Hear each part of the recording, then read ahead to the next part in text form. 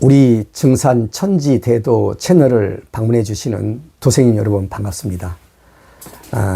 이번 시간부터는요, 이 판박 소식의 이 주인공이신 1897년에 탄강하신 하감 이중성 선생님의 그 도문 기두로부터 비롯되는 이 신앙 스토리, 신앙 내력, 또 그분의 특히 신앙 정신, 어떻게 해서 천지개벽경이라는 편년체 경전을 쓰시게 되었는가 하는 내용들을 중심으로 해서요, 한번 같이 말씀을 나눠보도록 하겠습니다. 우선 이제 제가 드릴 말씀은요, 이 판박 소식 이 파트 1 일부에서 있잖아요. 거기다가 이제 제목을 이렇게 달아놨습니다. 백년교훈사의 판박의 인물인 하감 이중성 선생의 기도와 상계님의 친필인 용봉 독존석가불 및 의통인패 전수 이야기다. 이렇게 제목을 달아놨습니다. 이 제가 전개할 이 상계님의 어떤 진리 내용, 진리 스토리는요, 바로 이 동국비서 성화진경에 나와 있는 상계님의 말씀입니다. 이미 이제 몇 번 말씀을 드렸어요. 그것을 갖다가 이렇게 이제 제가 다시 한번 이렇게 한 장짜리로 뽑아봤어요. 이게 성화진경 원본입니다. 여기 뭐라고 나오냐면요, 상인님께서 말씀하시기를 나의 일은 판 밖에 있단 말이다. 그러니까 판 안에는 없어요.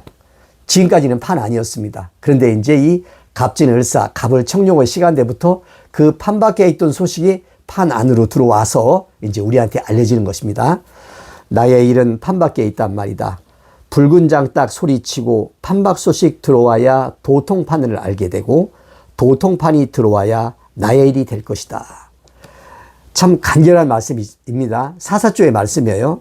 자, 나의 일이 판 밖에 있는데 이 판 밖에 있는 이 소식이 어떻게 해서 이게 판 안으로 들어오냐? 그것은 붉은 장딱이 소리치고 그 판박 소식이 이 판 안으로 들어온다.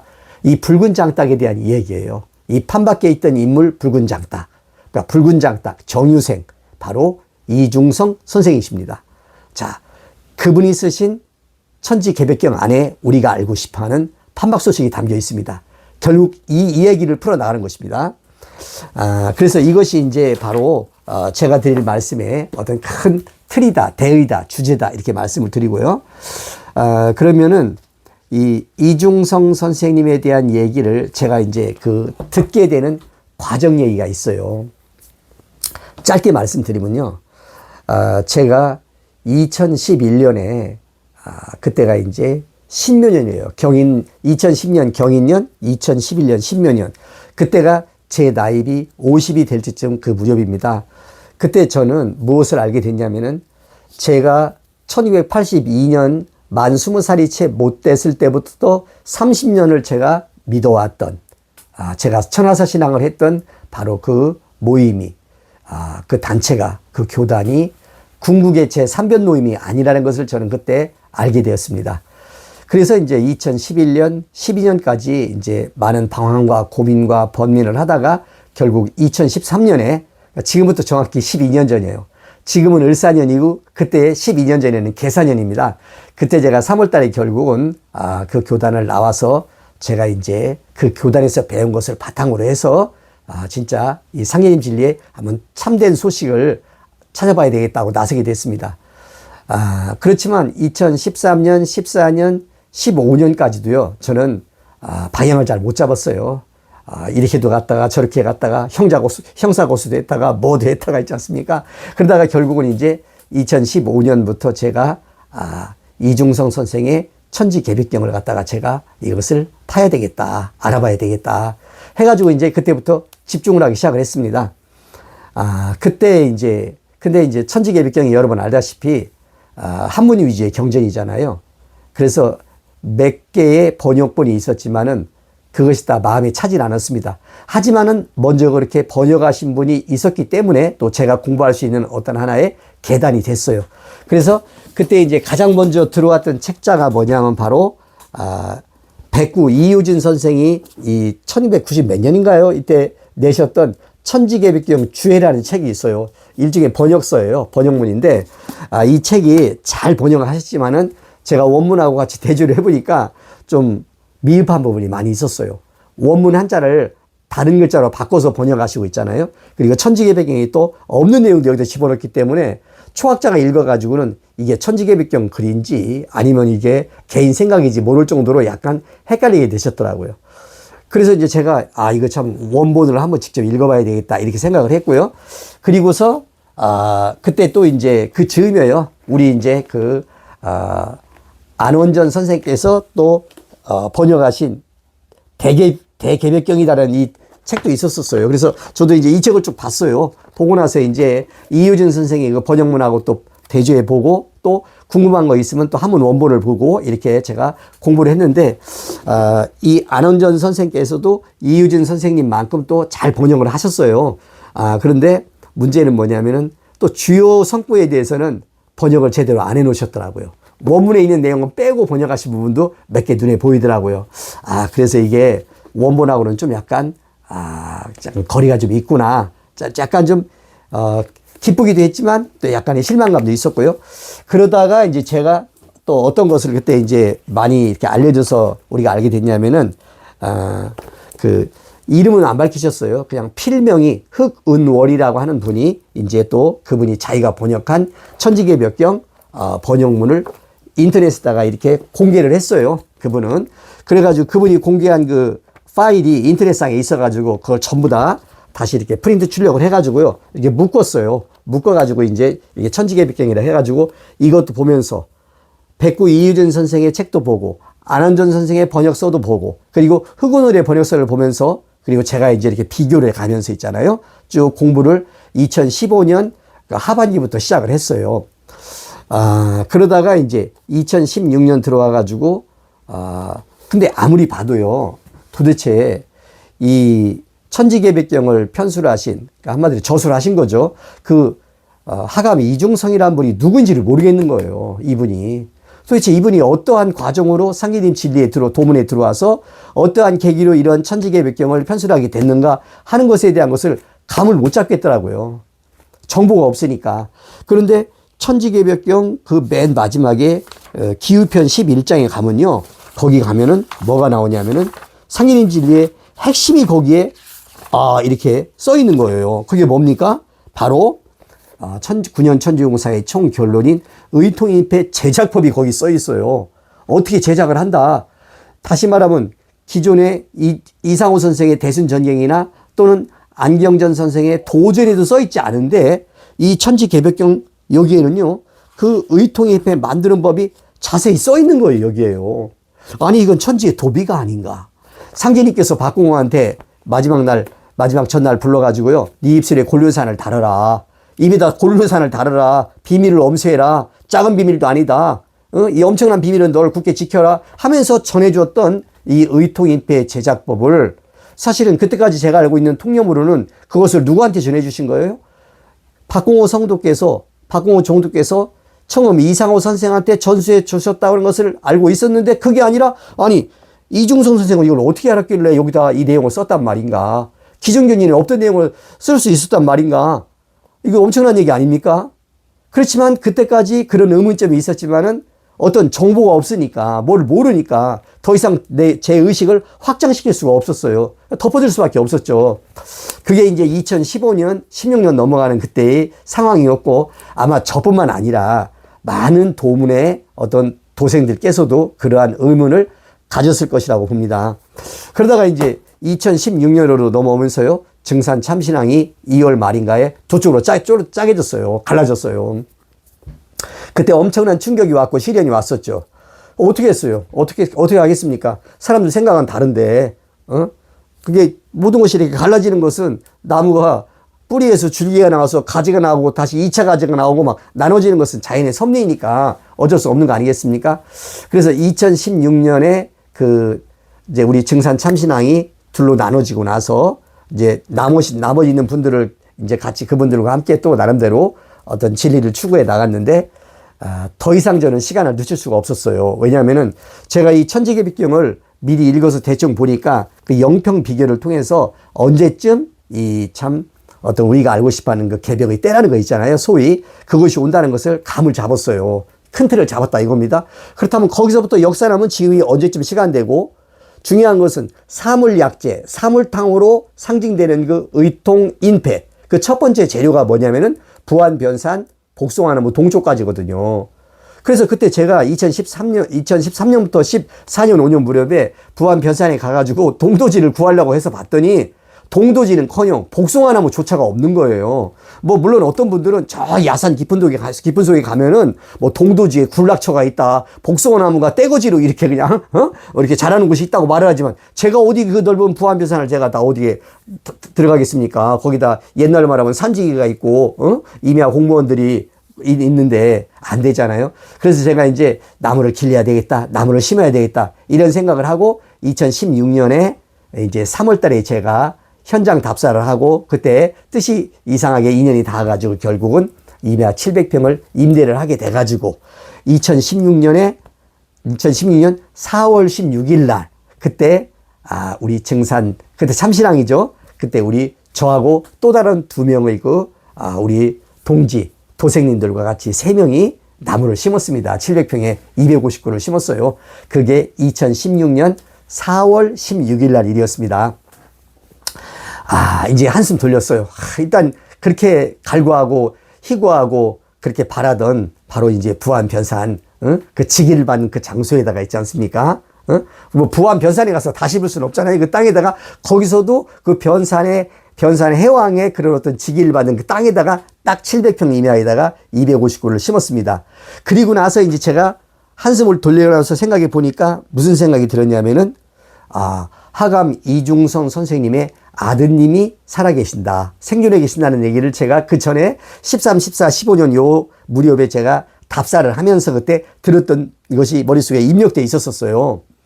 그러다가 이제 제가 그래서 그분을 찾아봐야 되겠다. 살아계신다고 했으니 그 아드님이 살아계신다고 하니, 그래가지고 이제 제가 4월 21일 날 그 정읍으로 물어서, 무슨 전화번호를 아는 것도 아니고 어떤 살고 있는 집원을 아는 것도 아니에요. 다만 그분이 백항마을에 살고 계신다는 그 정보 하나가 머릿속에 입력되어 있었기 때문에 그거를 가지고 제가 이제 이렇게 찾아뵙게 됩니다. 그게 언제냐면은 2016년 4월 21일의 일입니다.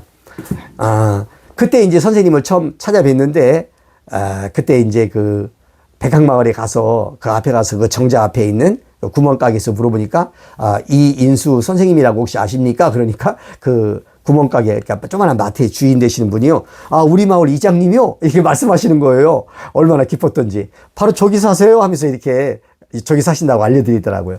그래가지고 그 거기를 따라서 차를 세워놓고 쭉 가가지고 이제 거기서 불과 뭐 한 3분 거리 될까요? 가가지고 이제 문 앞에 가가지고 이제 마당이 있고 이렇게 있는 집인데, 거기서 제가 이제 찾아뵙겠다고 이제 이렇게 제가 이제 거기서 소리를 쳤습니다. 선생님 하면서 있잖아요. 그러니까 이제 결국은 몇 번 소리를 이렇게 제가 하니까 거기서 어떤 이제 그 어르신께서 나오시더라고요. 이인수 선생님이셨어요. 그래가지고 이제 처음 보는 장면이었죠. 2016년 4월 21일 날. 그래가지고는 이제 인사를 딱 드리고, 저 대전에서 온 노상균이라고 합니다. 이렇게 선생님 인사드리겠습니다 하고 이렇게 참 고개를 숙이고 인사를 드리니까 이인 선생님이 저를 알아보시는 거예요. 노상균 씨, 내가 알지? 이렇게 말씀하시는 거예요. 초면이었는데, 왜냐하면 그분이 이미 그 신앙혁명에 대한 얘기가 미리 이렇게 쭉 이렇게 그 상계님 대한민국이 신앙사에 좀 퍼졌던 모양이에요. 그래가지고는 제 동영상도 한 몇 차례 보셨고 제 얼굴을 알고 계시더라고요. 그러면서 이제 저를 이제 구면이니까 그런 상태에서는 구면이잖아요. 그러니까 어서 들어오라고 하면서 이제 거기 이제 거실로 들어가서 그날 처음으로 말씀을 이렇게 그 경청하게 됐습니다. 근데 그때의 사진이 바로 이 사진이에요. 여기 보면은 이제 이게 잘 나올까 모르겠네요. 이렇게 한번 보겠습니다. 이제 이것은요, 4월 21일 날 처음 제가 찾아뵙고 나서, 그때는 혼자 찾아뵙잖아요. 그리고 나서는 제가 너무 소식이 기뻤기 때문에 5월 6일인가?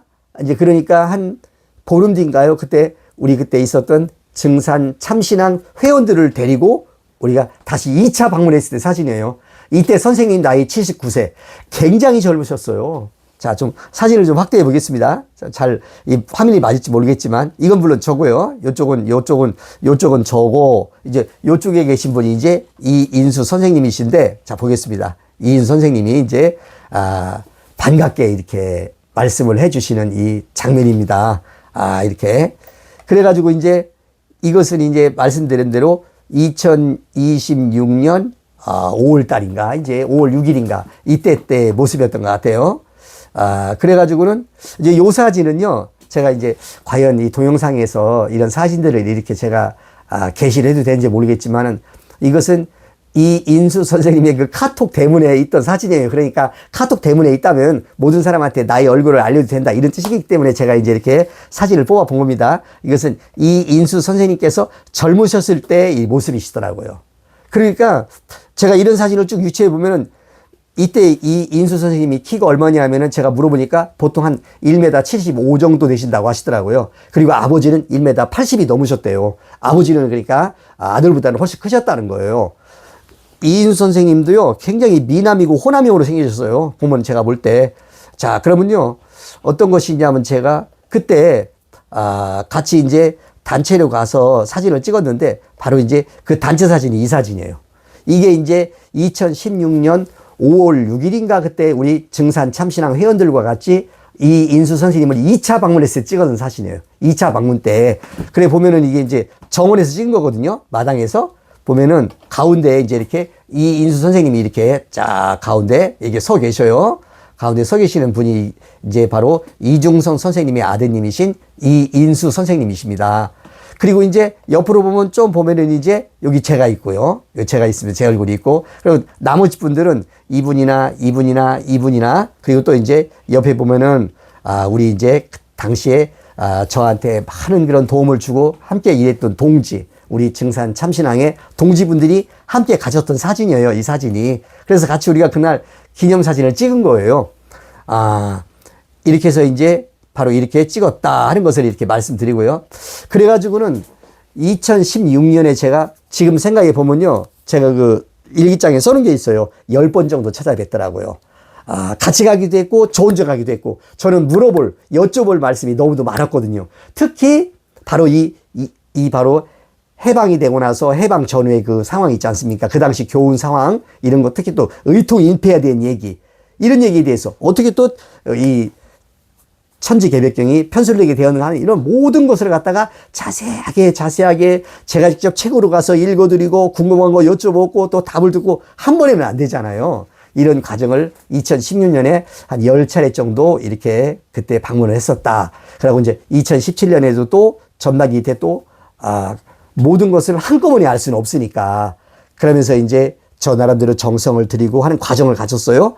그리고 이제 결국은 2018년에 저는 이제 감옥을 가게 됐는데, 이제 감옥에 갔다고 나와서도요, 선생님하고의 인연은 계속 됐어요. 감옥에 갔을 때도, 제가 이제 선생님께서는 말씀 안 하셨지만, 선생님이 누굴 통해서 영치금도 저한테 보내주셨더라고요. 선생님은 그런 거 티를 안 내시는 분이에요. 그래서 이제 감옥에 갔다 오고 나서 찍은 사진이 이제 여러 장 있는데, 예를 들어가지고 이제 대표적인 사진이 이 사진이에요. 이것은 2021년에, 그러니까 이제 경자 신축년 있지 않습니까? 그때, 지금 때 무렵인가 봐요. 6월 무렵에. 그때 이제 우리 호남에 있는 회원 두 분하고 저하고 셋이 가가지고 같이 음식점에 가서 식사하기 전에 찍은 사진이에요. 이제 여기 보면은, 뭐 이건 당연히 제 얼굴이고요. 여기 이제 제 얼굴은 뭐 별거 아니고, 여기 보면 이제 그때 이제 2021년에 이인수 선생님의 이제 모습이십니다. 벌써 이제 몇 년이 지났으니까 이제 80대로 넘어오셨죠? 저는 이인수 선생님을 통해서 혹시 아버지의 사진 하나 없습니까? 사진이 없습니까? 그것을 제가 여쭤봤어요. 그런데 안타깝게도 이중성 선생님은 남아있는 사진이 없었어요. 왜? 독립운동을 하셨기 때문에 수시로 성과 이름을 바꿔가면서 정체를 드러나지 않아야 되기 때문에 사진은 절대 안 찍으셨죠. 그리고 이제 해방이 되고 나서도 사진 찍을 기회가 있었지만 어쨌든 이중성 선생님은 사진하고 인연이 없었습니다. 그러니 저로서는 뭔가 이게 사진이라도 있어야 우리가 뭔가를 느껴볼 수 있고, 그렇지 않습니까? 아는 건 하나밖에 없어요. 키가 1m 80이 훨씬 넘으셨다. 그리고 뭐 차경석 박고호 성도만큼 키가 크셨다. 아주 미남이셨다. 막 이런 얘기 정도 있잖아요.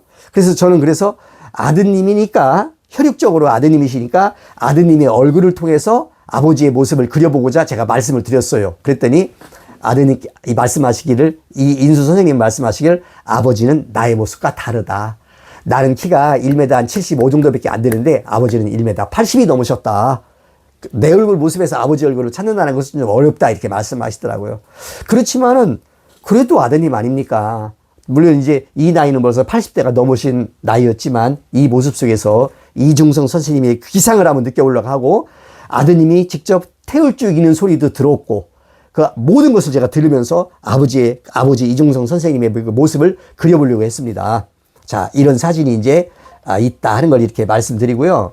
그리고 해서 이제 물론 이제 그 이인수 선생님은 함께 사진 찍는 것을 썩 그렇게 좋아하시지 않으셨어요. 보통 나이 드신 어르신들이 젊었을 때 그 씩씩한 기상이 나오는 모습은 사진에 담고 싶지만 나이 드는 모습은 사진에 담기가 좀 다들 주저하시잖아요. 그래서 제가 이제 몰래 찍었던 사진들도 있어요. 예를 들어서 이런 사진이죠.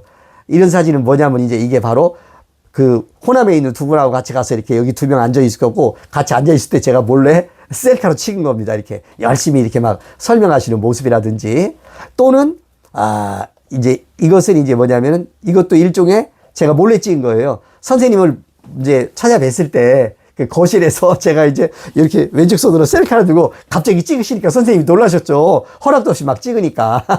그런 것도 있고요.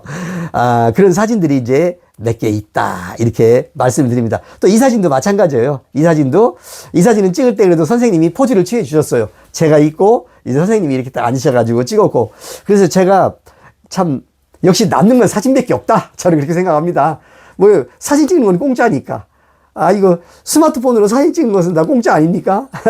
그러니까 이 재미밖에 없잖아요. 그래서 이제 여러 개의 그 사진 중에서 제가 이렇게 몇 가지를 이렇게 여러분들한테 보여드립니다. 이제 이 사진이 바로 이제 2016년 두 번째 만났을 때 이제 저하고 이인 선생님 앉아 계시고, 요 앞쪽으로 쭉 이제 우리 같이 갔던 증산 참신앙 도생님들이 앉아 있고, 그 중에 우리 젊은 재치 있는 도생 한 분이 이 사진을 찍어줬습니다. 저로서는 너무너무 고마운 거예요. 이 사진이 남아있기 때문에. 그래가지고 이제 제가 쭉 이렇게 그 메모한 거 있지 않습니까? 다 메모 못할 때도 있었고, 메모 체크된 거 있고, 그래가지고 그걸 쭉 찾아보니까 2016년 4월 21일 날 첫 뵌 이후부터 올 봄까지 뵀어요. 그 올 봄에 뵀던 사진, 마지막으로 찍은 사진 보면요, 이 사진이에요. 요 사진. 이게 올 봄에 찍은 거예요. 선생님 댁을 방문해서. 그때 이제 우리 그 증산 천지대도에 이 총무되시는 우리 김도영 도생님하고 저하고, 그리고 이제 우리 이인수 선생님, 여기 이제 지금 올해 89세 이렇게 같이 이렇게 한번 사진을 찍기를 이렇게 부탁드립니다. 그랬더니 선생님께서 흔쾌히 허락하셔가지고 요 사진을 이렇게 찍었다 하는 걸 이렇게 말씀드립니다. 아직도요, 정신이 또렷하시고 말이 분명하시고 하나도 이렇게 흐트러지지 않으셨습니다. 모든 걸 정확히 기억하시고 이렇게 하고 계신다, 이렇게 말씀을 드립니다. 그래서 자, 이런 말씀을 드리면서 그러면은 바로 우리들이 주목해야 될 그 인물이 누구냐. 우리는 바로 상기님의 백년 교훈사가 벌써 이 마감되어는 이 시점에서 결국은 어떤 인물에 주목해야 되느냐. 바로 그분은 천지개백경을 편술하신 하감 이중성 선생이시다. 저는 말씀을 드립니다. 그분이 바로 판박계 인물이다. 나의 일은 판박계에 있단 말이다. 판박계에 있는데 판박은 뭐냐. 그 판박 그 인물 누구냐. 하감 이중성 선생. 저는 말씀을 드립니다. 상인님 말씀 그대로 다시 한번 말씀드립니다. 나의 일은 판박계에 있단 말이다. 이렇게 말씀하시지 않습니까? 붉은 장 딱 소리치고 판박 소식 들어와야 도통판을 알게 되고, 그 도통판이 들어와야 나의 일이 될 것이다. 도통판이 들어온다는 것은 바로 12,000 도통 일꾼이 상인님으로부터 도통 신권을 받아야 바로 이 병난을 극복할 수 있다. 이런 말씀으로 이렇게 저는 생각을 하고 있습니다. 자, 그러면요. 그래서 이제 제가 이 판박 소식 이 일부에서 맨 앞에다가 이 성화진경의 이 원본을 게재하면서 붉은 닭이 아니라 붉은 장닭이다. 이렇게 제가 이렇게 말씀을 드린 겁니다. 그러면은 이 책에 있는 말씀을 가지고 이제 오늘 드릴 수 있는 부분까지 말씀드리고요. 앞으로 여러 차례에서 말씀을 나눠서 드리게 되니까요. 자, 한번 우리가 같이 알아보십사 말씀을 드리겠습니다. 하감 이중성 선생님께서는요, 1897년 60갑자로 정유년입니다. 붉은 닭의 해예요. 자, 정유년 음력 4월 29일 날 태어나셨습니다. 그리고 돌아가신 것은 1958년 11월 28일 날, 그러니까 무술년 11월 28일 날 돌아가셨어요. 4월 29일은요, 음력으로는 마지막 날이에요. 그 다음 날이 지나면 5월 1일이 됩니다. 자, 1897년 정유년 음력 4월 29일 날 어디서 태어나셨냐? 그때는 조선 말엽이었잖아요. 대한제국 시절이었잖아요. 그때는 경상도 동래군 기장면 동부리. 경상도 동래군. 부산이 아니에요. 그때는 경상도 동래군 기장면 동부리. 그걸 지금으로 말하면, 지금의 지번으로 말하면 부산시 기장군 기장면 동부리에서 선생님의 아버지가 서자셨어요. 그러니까 선생님은 서소녀예요. 그러니까 서자이셨던 아버지 이치자 삼자 이치삼 이 아버지와 어머니 박씨 부인의 삼남 일녀의 장남으로 태어나셨다고 합니다. 그러니까 몇 남매예요? 사남매예요. 그러니까 선생이 장남이시고 선생 밑으로 남동생 둘이 있고 여동생 하나가 있어요. 그래서 그 중에서 이제 그 이인수 선생님은 이중성 선생님의 여동생이니까 자기한테 고모죠. 그렇잖아요. 그리고 이제 그 뭡니까? 동생 중에 또 한 분은 또 직접 보셨다고 그랬어요. 자, 이렇게 말씀하셨고요. 장남으로 태어나셨다. 그런데 이제 우리 하감 선생님의 어린 시절의 이름은 켈체자, 쌍투규자, 채규 혹은 흥수였다고 합니다. 그런데 아드님 말씀으로 인하면은 아버지는 흥수로 많이 불렸다고 합니다. 그러니까 이중성 선생님의 아명은 흥수였어요. 흥수. 자, 그런데 이제 하감 선생의 호는요, 이중성 선생님 호는 하감 하나가 있는 게 아니라 두 개가 더 있어요. 하나는 뭐냐면은 수암, 그리고 하나는 천민이 있었다 합니다. 다 아버지가 말씀해 주셨다고 그래요. 이 의미를 갖다가. 이 하감은 어떤 의미냐면은 이 상인이 도문에 관계 들을 때 만났던 사람들과 이 관계에서는 하감이라는 호를 썼고, 그러니까 이 학 있지 않습니까? 이 학, 백학 할 때 학 있잖아요. 새 학자. 암이라는 것은 풀 이름 암자예요. 이렇게 도문 관계에서는 하감이라는 호를 썼고, 그리고 이제 하감 선생께서는 독립운동을 하셨거든요. 그러니까 사회 정치적으로 인사들이 아는 사람이 많이 있었대요. 또 당시에 또 쟁쟁한 학자이셨으니까 이런 분들 사이에서는 하감 선생께서는 어떤 호를 썼냐면은 수암이라는 호를 쓰셨대요. 숫자는 졸리울 숫자거든요. 암자는 바위 암자. 그러니까 졸리는 바위. 왜 이런 호를 썼냐면은 하감 선생은 그런 분들하고 대화를 할 때 주로 말씀을 주로 하는 입장이 아니라 듣는 입장. 근데 들으면서 말을 하면서 이렇게 존다 이거죠. 이렇게요. 뭐 존다는 의미보다도 이렇게 말씀을 경청한다. 이런 의미에서 그때는 수암으로 불렸답니다. 이름이. 호가. 그리고 이제 또 하나 호가 있는데 하늘천자에다 백성민자 천민이라는 호가 있는데 이 호를 하감 선생께는 특히 좋아하셨다. 이렇게 아버지께서 말씀하셨대요. 그러니까 하감, 수암, 천민. 하감 선생께서 좋아하시던 호는 이 하늘백성이라는 천민자라는 호를 좋아하셨고, 도문 관계에서는 하감이라는 호를 쓰셨고, 그 다음에 친구들 사이에 그런 어떤 독립운동이라든지 사회의 어떤 이런 정치적으로 인연 맺은 분들 사이에서는 수암으로 이렇게 불리셨다. 이렇게 말씀하셨습니다. 자, 이 아드님의 증언에 의하면은, 그러니까 아드님의 증언은요, 아버지의 말씀이에요. 원래 이제 이 인수 선생님께서 6살 첫날 무렵부터 그 아버지의 그 패턴에 들어와서, 신앙 패턴에 들어와서 쭉 돌아가실 때까지 그 패턴을 벗어나신 분이 아니에요. 무수히 많은 것을 아버지 바로 옆에서 사람들이 오면은 그 얘기를 듣고 이해하든 안 듣든 듣고 결국은 그렇게 잘하고 신앙 훈련을 받고 마지막에 1958년 11월 28일 날 돌아가실 때 하감 선생께서 그날 당신이 그 일생을 들여서 정력을 들여서 편수를 하셨던 천지개백경 원고를 그날 아침에 이렇게 전수해 주면서 네가 이제 앞으로 내라 이렇게 말씀하셨대요. 그래가지고 이제 아드님의 증언에 의하면요, 아버지 하감 선생은 10살이 되기 한참 전에, 그러니까 벌써 이미 7살 정도 나이 있지 않습니까? 그때 이미 사서삼경을 뗀 천재이자 신동이셨다고 합니다. 저도 그 얘기를 들을 때 맨 처음에 이게 머릿속에 안 들어오죠. 7살 무렵에 사서삼경을 떴다고? 뭐 저는 뭐 사서삼경을 공부한 적이 없으니까. 그 정도가 되면 사서삼경이 뭡니까? 논맹대중 시서역, 논어맹자, 논어맹자 대학중용, 시경서경 역경. 이걸 사서삼경이라고 하지 않습니까? 이것은 유학에서 아주 마지막 최고봉에 해당되는 그런 마지막 그런 경전들 아닌가요? 이것을 7살 무렵에 띄었다는 것은 이게 상상이라 갑니까? 이건 그러니까 대천재, 대신동이라 이겁니다. 그래가지고 이 하감 선생님께서 무슨 이십니까? 무슨 이시죠? 저도 갑자기 읽다 보니까 이게 합천이시잖아요. 합천이시 문 중에서는 엄청난 이 인재가 태어났다고 그래가지고 대단히 막 기뻐하고 그랬대요. 그런데 문제는 하감 선생의 아버님이 서자거든. 하감 선생은 소손이거든. 그러니까 거기서 문제가 이제 뭐 이게 조선시대 사이를 봤을 때는 여기서 어떻게 과거 시험을 보겠습니까? 뭔가 이제 약간 문제가 있지. 그런데도 하감 선생의 큰아버지께서는 그분은 서자가 아니잖아요. 아주 특별히 귀여워하시고 애지중지하시고 해가지고 직접 어린 조카를 갖다 가르쳤고 자신이 더 이상 가르칠 것이 없다는 것을 알고 나서는 바로 주위에 또 학문이 높으신 분을 갖다가 모셔다가 독선생을 앉혀서 가르쳤는데 거기서 더 이상 어떡합니까? 배울 게 없는 거예요. 그래서 저는 이걸 한번은 생각해 봤어요. 이야, 이거 참 이게 뭐지? 봤더니 상제님께서도요, 역시 마찬가지예요. 우리는 물론 모든 사람이 다 똑같은 사람입니다만은 사람이 또 다 똑같은 사람만은 아니에요. 사람 가운데서도 뛰어나는 사람이 있다. 여러분, 거기에 공감하시죠? 사실 우리가 인생을 살아보면 그렇지 않습니까?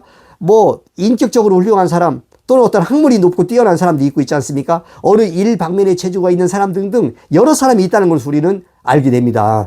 상기님은 어떠한 분이셨냐? 상기님도요, 천지개벽경 여기 신책편에 보면 이런 말이 나옵니다.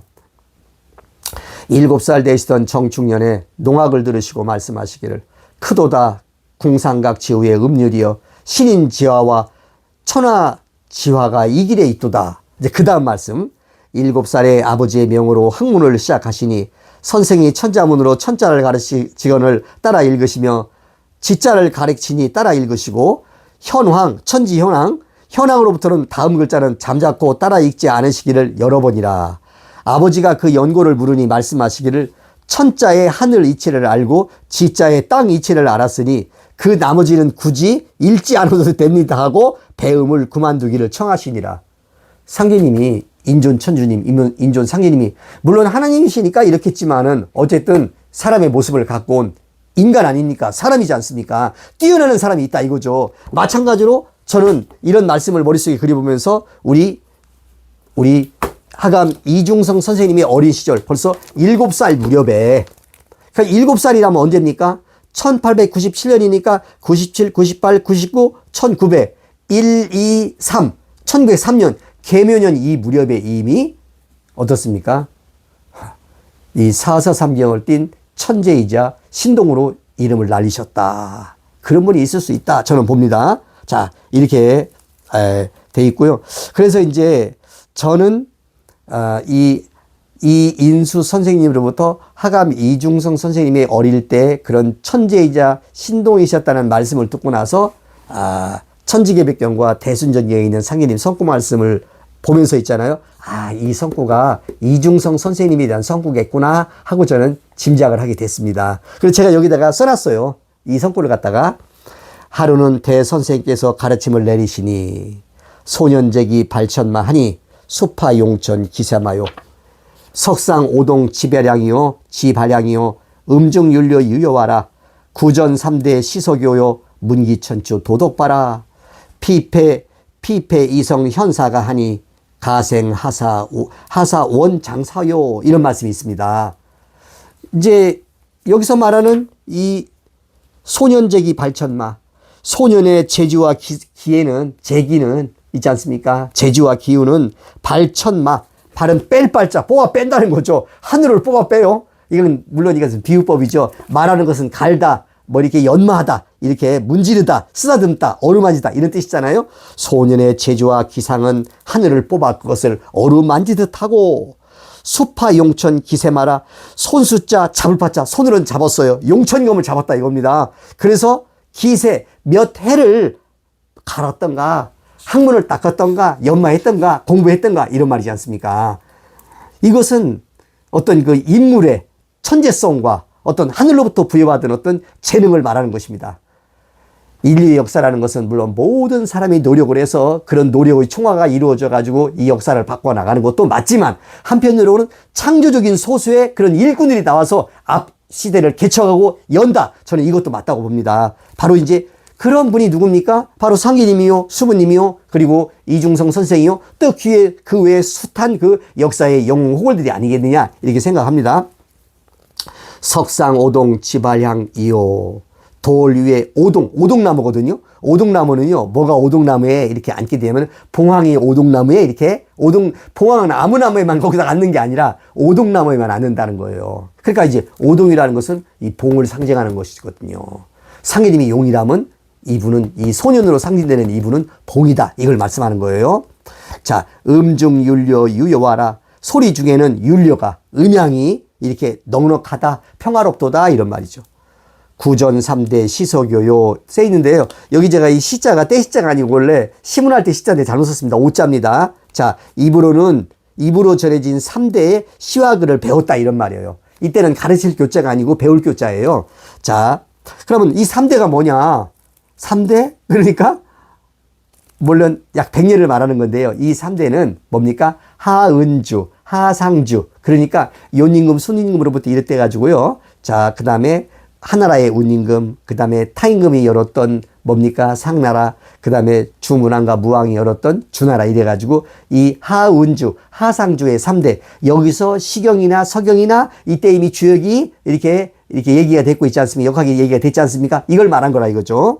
자, 입으로 전해진 3대의 시와 문장을 익히니 문기 천추 도덕바라. 글로서는 천추라는 것은 역사의 말이지. 역사에 이 도덕의 물결팔자, 도덕의 물결을 일으키도다. 뭡니까? 천지개 비경을 편술하신 거야 이겁니다. 자, 피폐 이성 현사가 아니 어진 선비의 갑으로 피폐가 이미 그 보상이랄까? 이 대접이 이미 이루어졌거늘 가생이여 무슨 일로 너는 장사에서 원망을 하겠는가? 이 말이에요. 이 소년 제기 발전 많은 이 소년은 분명히 누군가 그 주인공이 있어요. 누구냐? 저는 그분이 바로 하감 이중성 선생이시다. 이렇게 저는 생각을 하는 겁니다. 이제 여기 보면 가생은 누구고 이런 그 제 생각의 어떤 이런 발상의 어떤 출처가 뭔가가 여기 나오니까 한번 이렇게 보시고요.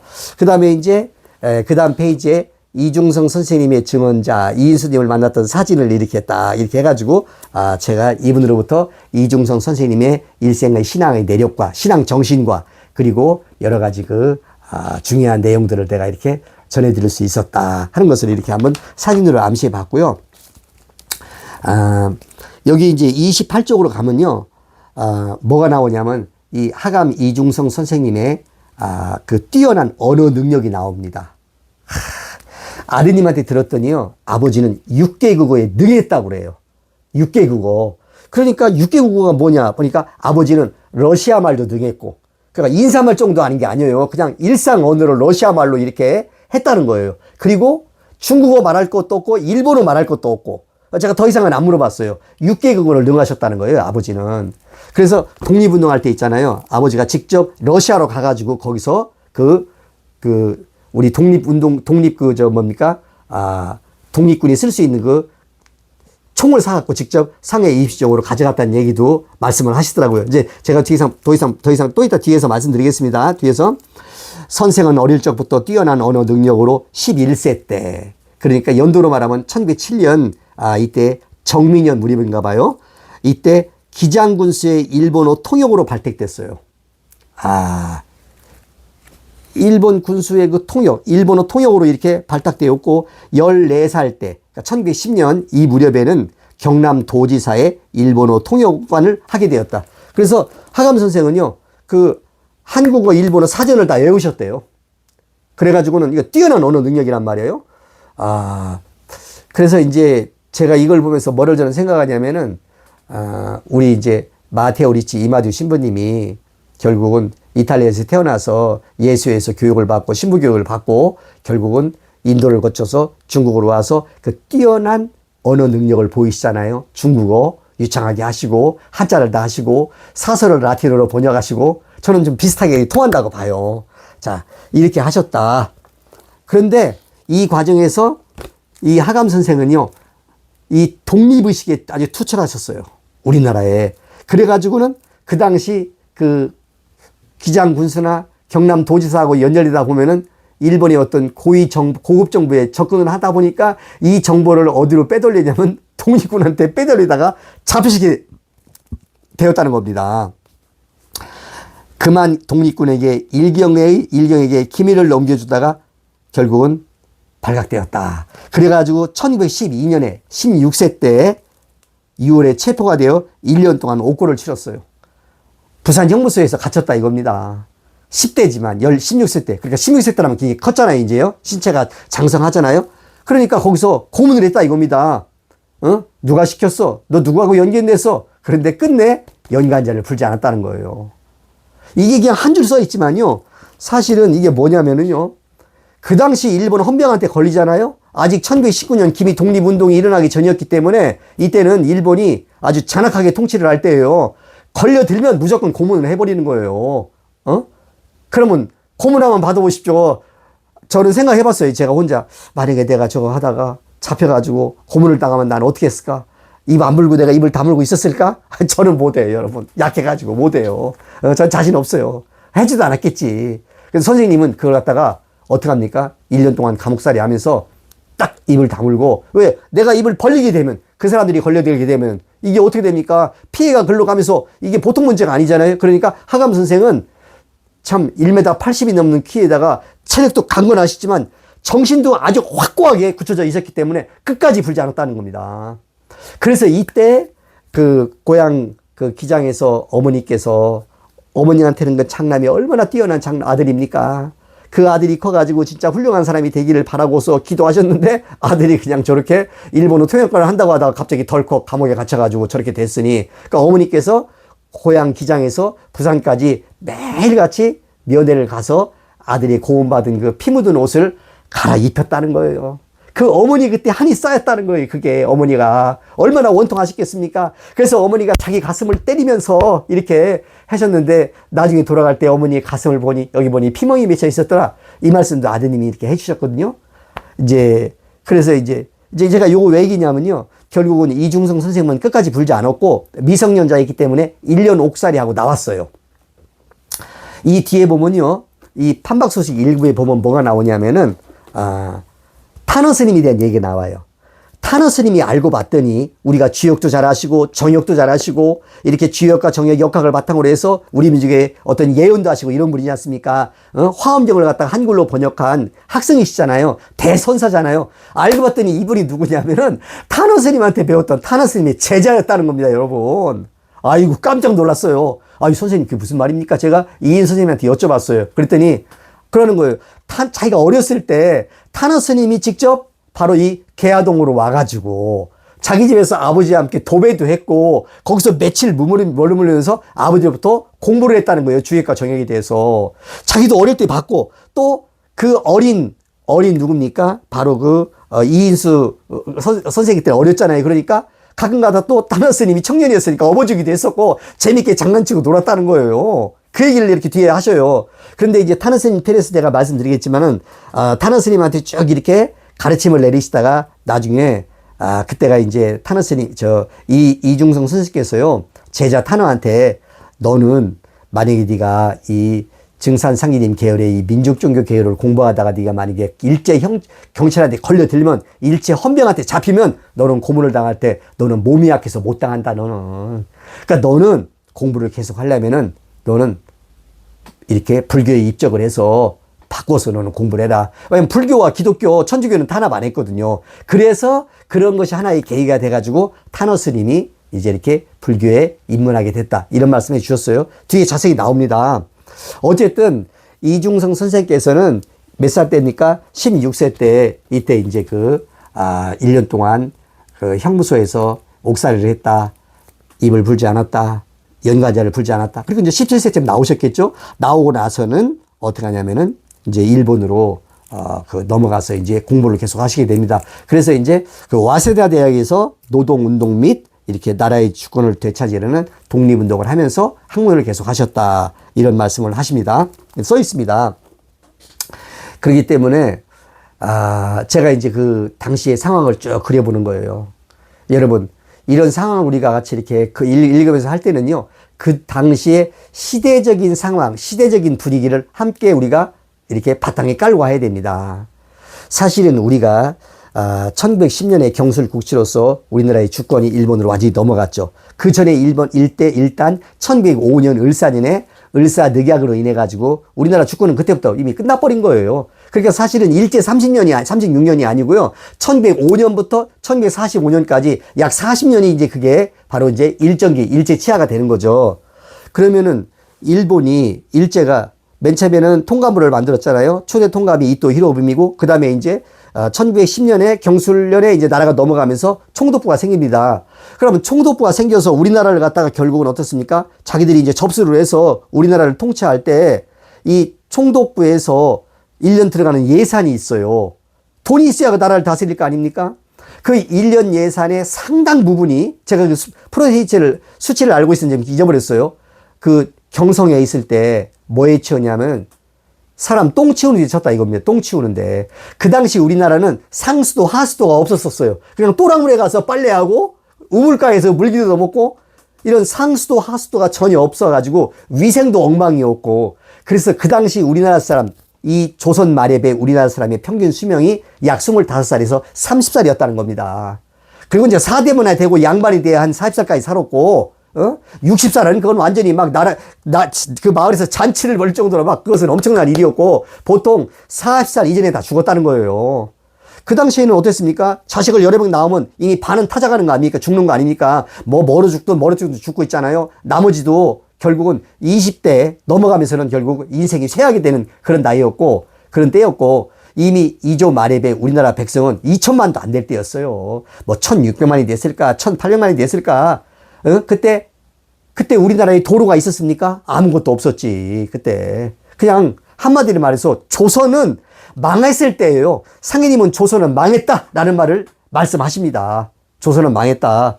그걸 제가 이제 이 판박소식 책에다가 제가 좀 그거를 썼거든요. 제가 그 구절을 한번 이용했는데 이렇게 말씀하셔요. 상계님께서. 천지개벽경 병호편 5장이 나오거든요. 제자가 여쭈기를, 이제 한국을, 대한제국을 말하는 거예요. 이제 대한제국을 거두어 들이시니 그 이치가 어떤 곳이옵니까? 라고 이렇게 제자가 여쭈었더니 상해님께서 말씀하시기를, 하늘의 정사가 이 땅에 있고, 이게 좀 말이 좀 금방 안 들어오는 건데 있잖아요. 하늘의 정사가, 이 우주를 다스리는 하늘의 정사, 그 정사의 중심은 누구예요? 바로 상계님이에요. 상계님이 인간 하나님으로 오셨어요. 바로 이 땅에 있다 이거지. 여기서 내가 이 삼계대권을 주재해서 우주를 다스린다, 이런 말인 것 같아요. 하늘의 정사가 이 땅에 있고, 수은 최재우가 죽임을 당하였고, 나라의 운수가 이미 다 했고, 상계님이 오셨을 때 있잖아요. 우리나라의 운수는 다 했어요. 다시 말하면 망했다 이거예요. 망한 나라 조선이었다 이거예요. 그때는 도로도 없지, 상하수도도 없지, 백성들은 다 글을 모르지, 한 번만 몇 사람만 알고 있었지.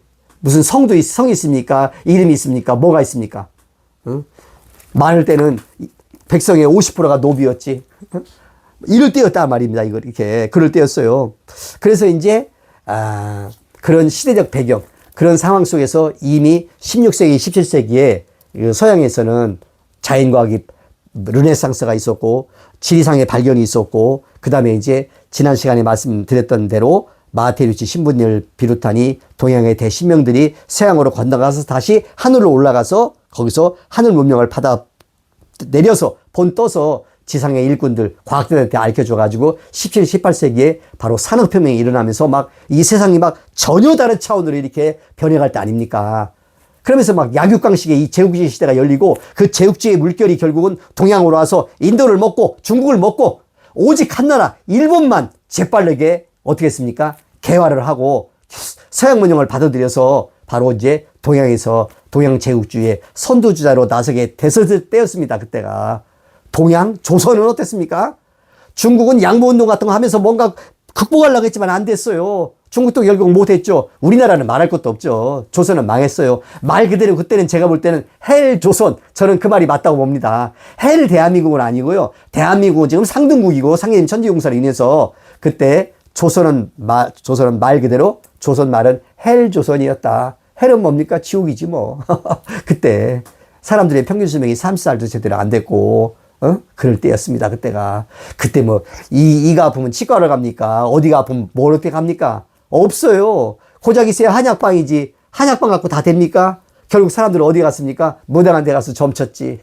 그럴 때였다니까, 이렇게요. 그렇게 참 어려울 때, 그 참 인류 역사의 대전환기 때 상계님이 오시고, 수부님이 오시고, 그리고 하감 이중성 선생님, 바로 이런 진인의 어떤 탄생의 시리즈가 있었다. 이렇게 말씀을 드립니다. 그래서 이제 그런 시대적 배경도 여러분 함께 머릿속에 떠올려 주시고요. 이제 오늘은 이제 제가 요까지만 말씀을 드리면서 있잖아요. 이제 다음 시간에 이제 보다 이제 어떻게 이제 하감 선생님께서 이 상계님 진리를 알게 되고 접하게 되고 결국은 1228년 무진년 동지에 이 정읍 이 보천교에 나타나셨나, 기도하셨나, 그 당시에 어떤 일이 있었나. 이제 이게 본론이거든요. 진짜 본론으로 들어가는 겁니다. 자, 이 말씀에 대해서 이렇게 함께 말씀을 앞으로 나누도록 하겠습니다. 요까지 말씀드리고요. 이제 하나만 더 제가 공지사항 말씀드리고 이렇게 오늘 말씀을 맺도록 하겠습니다.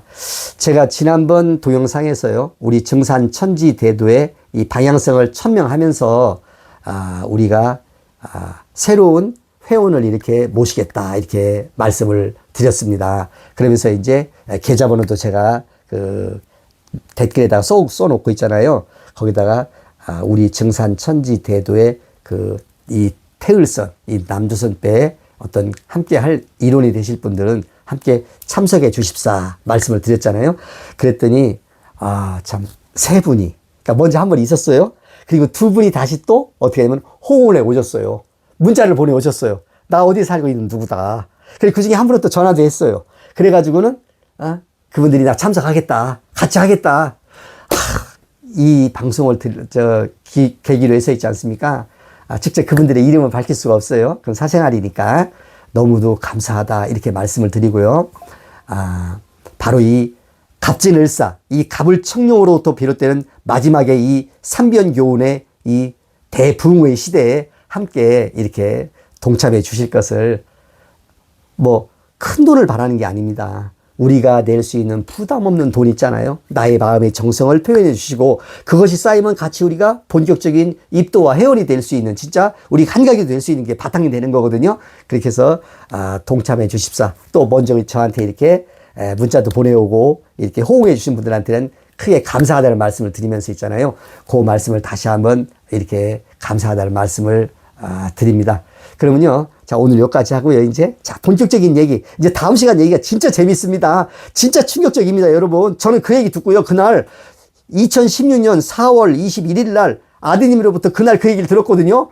하늘이 무너지고 그러면서 새로운 하늘이 열리는 걸 전 느꼈습니다. 자, 그걸 제가 이 책에도 써있지만 직접 제 음성으로 그 아드님이 들었던 내용을 제가 다음 시간에 또 곧이어서 말씀을 드리도록 하겠습니다. 여러분, 오늘 말씀 경청해 주셔서 감사합니다.